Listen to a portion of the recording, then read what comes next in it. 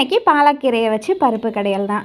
இந்த தோட்டத்துக்காரங்களாம் உங்கள் வீட்டு பக்கம்லாம் கீரை கொண்டு வந்தாங்கன்னா நீங்கள் வாங்குவீங்களா வாங்க மாட்டிங்களான்னு சொல்லுங்கள். இன்றைக்கி தோட்டத்துக்காரங்கள்ட்ட தான் வாங்கினேன். நல்லா ஃப்ரெஷ்ஷாக இருந்துச்சு.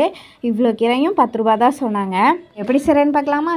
கீரையோட தண்டை தனியாக வெட்டிட்டு ஒரு 4-5 தடவை வாஷ் பண்ணி எடுத்துகிட்டு கீரையை பொடியாக நறுக்கிக்கோங்க. இப்போ ஒரு சட்டியில் கொஞ்சம் எண்ணெய் ஊற்றிட்டு கடுகு, சீரகம், வெங்காயம், காஞ்ச மிளகா போட்டு தாளிச்சிட்டு இப்போ நம்ம நறுக்கி வச்சுருக்க கீரையும் சேர்த்துட்டு ஒரு 2 நிமிஷம் வதக்கணும்னா கீரை நல்லா வதங்கிடும். இது கூட இன்றைக்கி துவரம்பருப்பு தான் போட போகிறேன். ஏற்கனவே துவரம்பருப்பை வேக வச்சு வச்சுருக்கேன்னா இந்த வதங்கின கீரையோட துவரம்பருப்பையும் சேர்த்துட்டு கொஞ்சம் உப்பு, கொஞ்சம் பெருங்காயத்தூள் போட்டு ஒரு 5 நிமிஷம் கொதிக்க விட்டு இறக்குனா பாறைக்கீரை பருப்பு குழம்பு ரெடி. இந்த உப்பு மட்டும் கீரை செய்யலை முதல்ல போடாதீங்க, கடைசியாக போடுங்க. ஏன்னா கீரை அப்போ நிறையா தெரியும், வதங்கின பிற்பாடு கொஞ்சமாக வரும். எல்லாம் பாலக்கீரை வாங்கினா என்ன செய்வீங்க அப்படின்றத கமெண்ட்ஸில் சொல்லுங்கள். இதை மாதிரி ஒருக்கா ட்ரை பண்ணி பார்த்துட்டு எப்படி வந்ததுன்றதையும் சொல்லுங்கள். அப்புறம் பாய், நெக்ஸ்ட் வீடியோவில் பார்க்கலாம்.